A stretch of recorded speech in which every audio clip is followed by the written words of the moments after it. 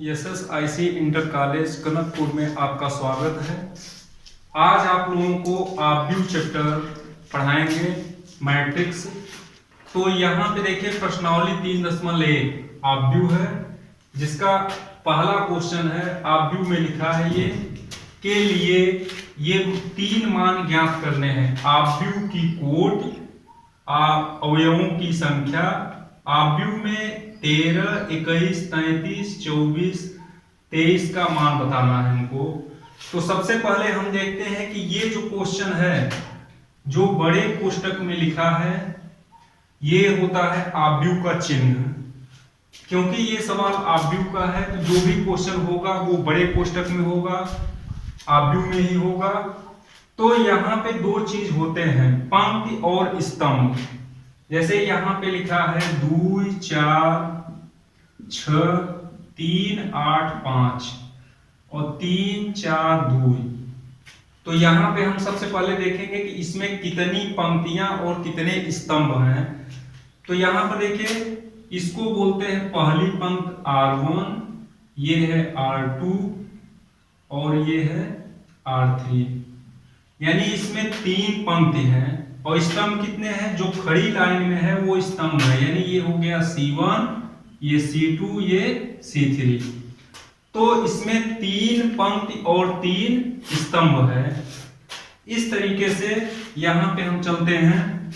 जो आव्यूह की कोटि होती है, आव्यूह की कोटि होती है वो होती है यम गुणे यन। आव्यूह की कोटि क्या होगी? यम गुणे यन।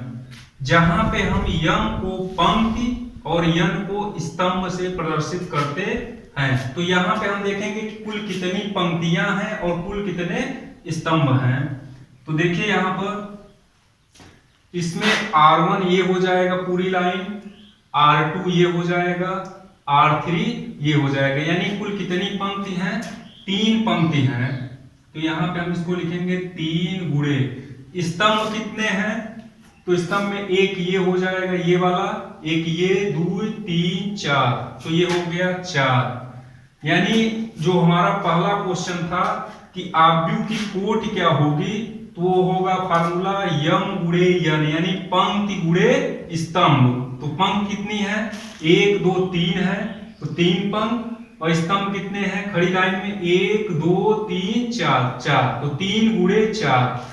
अब यहाँ पे 3 गुणे 4, 3 चौक 12 हम कुल नहीं करेंगे।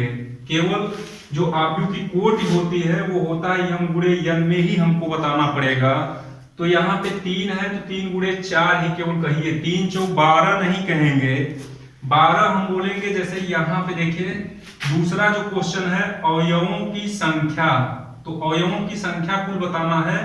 तो कुल संख्या ये जो कोटि होती है इसको हम गुणा करके भी बता सकते हैं और यहाँ पे गिन कर भी बता सकते हैं कि कुल आव्यूह में कितने अवयव हैं। देखिए 1, 2, 3, 4, 5, 6, 7, 8, 9, 10, 11, 12। तो इस तरीके से अवयवों की जो संख्या हो जाएगी वो है 12। यहाँ पर ध्यान देना है हमको। जो हमारा पहला क्वेश्चन है आव्यूह की कोटि, तो आव्यूह की कोटि होगी यम गुणे यन। जहां पर हम यम क्या बताए हैं? पंक्ति है और यन क्या है? स्तंभ है। तो यम का मान है 3 और स्तंभ का मान है 4। यानी स्तंभ में 4 हैं तो 3 गुणते 4 बस बोलेंगे। दूसरा है अवयवों की संख्या। तो अवयवों की संख्या कुल कितने हैं? 12। यहाँ पे गिन करके भी बता दिए हैं 12। या हम अवयवों की संख्या इस तरीके से भी पता कर सकते हैं कि 3 गुणे 4 जितना बराबर होगा वही हो जाएगा अवयवों की संख्या। लेकिन कोटि के लिए हम सूत्र का भी प्रयोग कर सकते हैं। तो कोटि बराबर सूत्र क्या होगा? पंक्ति गुणते स्तंभ। अब यहाँ पे आते हैं तीसरा जो हमारा क्वेश्चन है कि आव्यूह 13, 21, 33, 24 और 23 इसका मान बताना है। तो इसको हम कैसे बता पाएंगे? तो देखिए यहाँ पे इसको हम बना देते हैं। कैसे बताया जाता है? तो यहाँ पे हम इसको बोलेंगे 11। जो पहला वाला है ये होता है A11, A12, A13, A14। इसके बाद 11 12 13 14 हो गया, आगे भी लाइन में होगा तो 15 16 17 18 19 20 तक जाएंगे।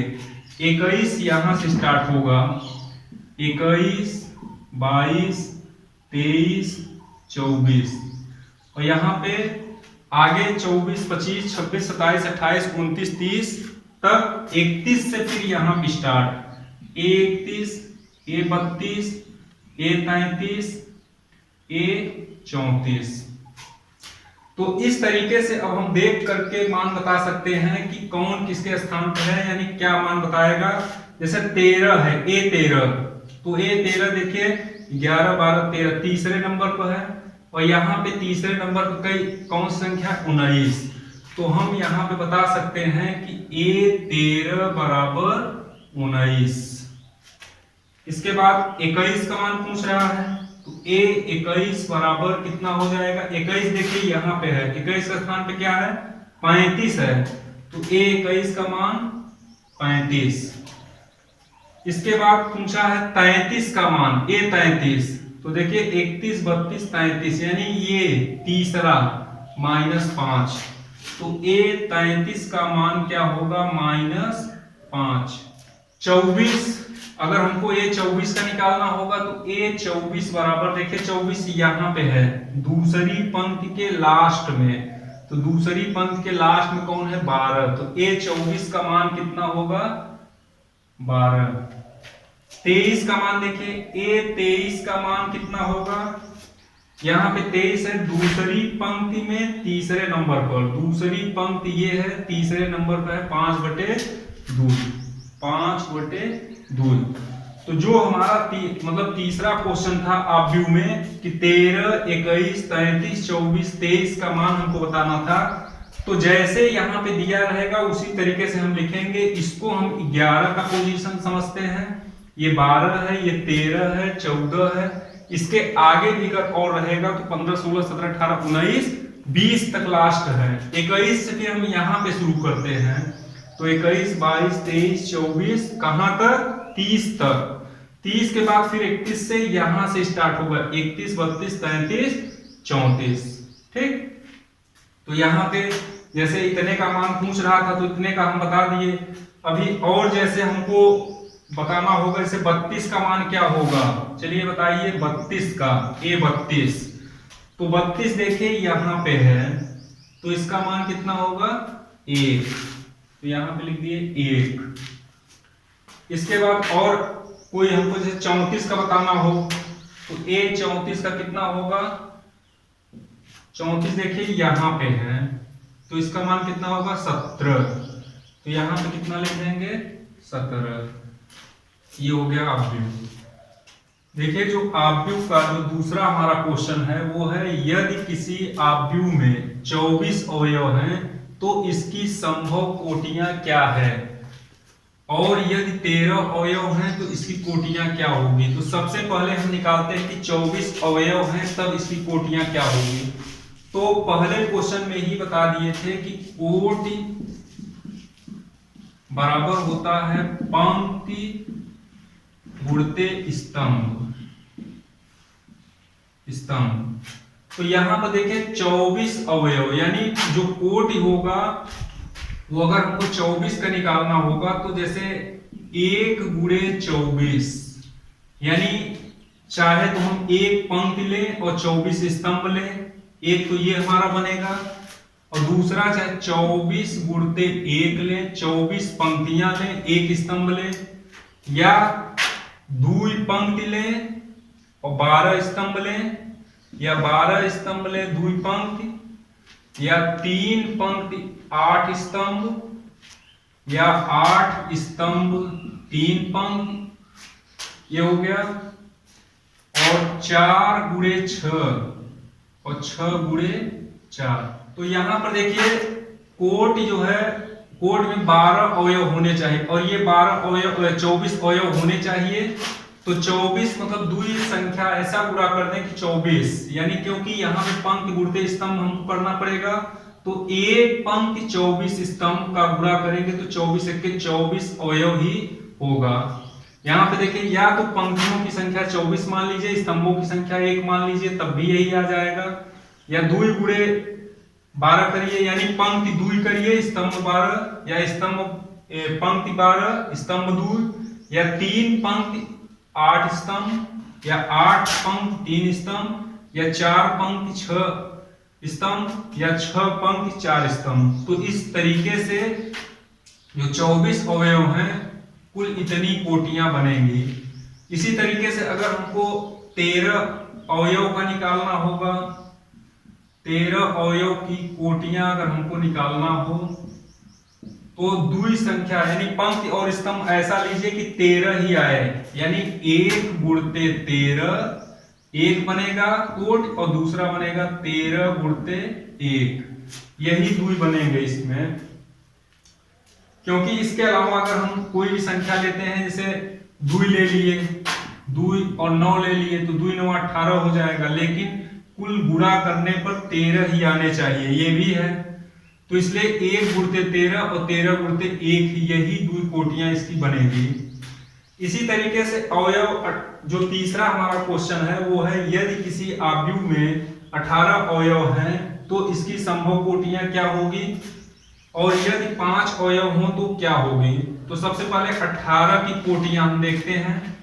तो 18 अवयव हैं, 18 अवयव हैं, तो कोटि बराबर हो जाएगी 2 गुणे 9, यानी 2 9 18, और 9 गुणे 2,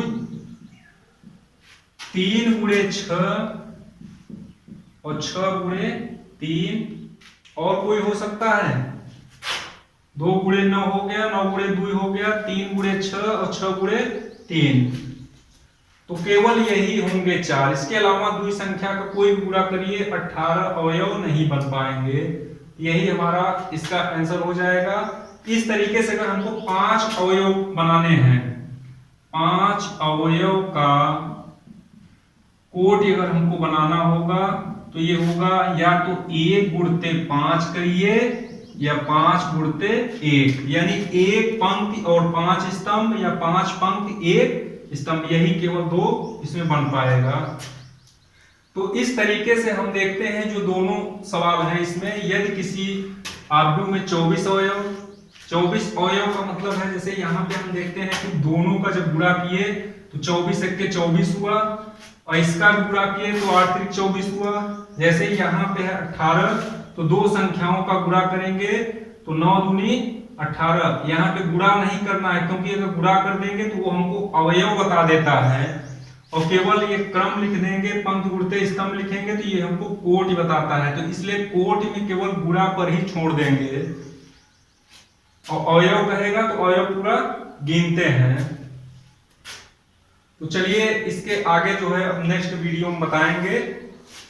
इसके आगे जो है 2-3 सवाल तक हो चुका है, चौथे से जो है नेक्स्ट वीडियो में आप लोगों को क्वेश्चन कराएंगे।